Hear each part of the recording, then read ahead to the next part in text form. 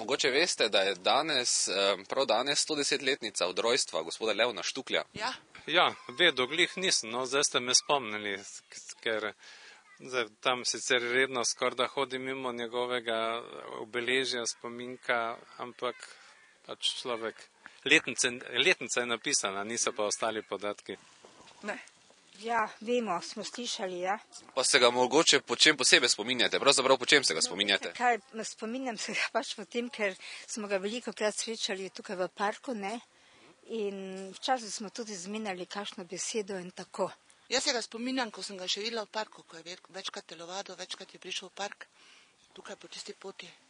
Zelo dobro, zaradi tega, ker tudi tu v bližini stanujem in dnevno smo ga srečevali v parku. Vedno je bil tak razgiban, poskočnega koraka, prijazen, rad se je ustavil, rad se je pogovoril. Mislim, dobro spomin ga imam. Vsekakor, naš največji atlet, najstarejši občan in vse to. Pa morda veste, odkot je pravzaprav Lev Štukelj? Mislim, da je z Dolenjske.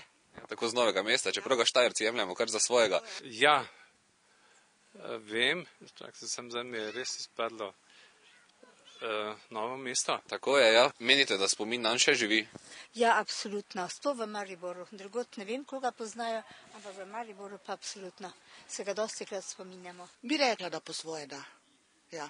Ja, jaz mislim, da je. Sicer vprašanje zdaj, kolikor, ne vem, ti pedagoške strukture, ki se s fizkulturo ukvarjajo, obujajo njegov spomin, ker sicer pa se le malo pozabi, ne, lahko. Dobro, tu je sicer to obeležje, pa v Novem mestu tudi, pa dvorano imamo v študentskih domovih Levna Štuklja, tako da mislim, da bo ostalo to v spominu mladih.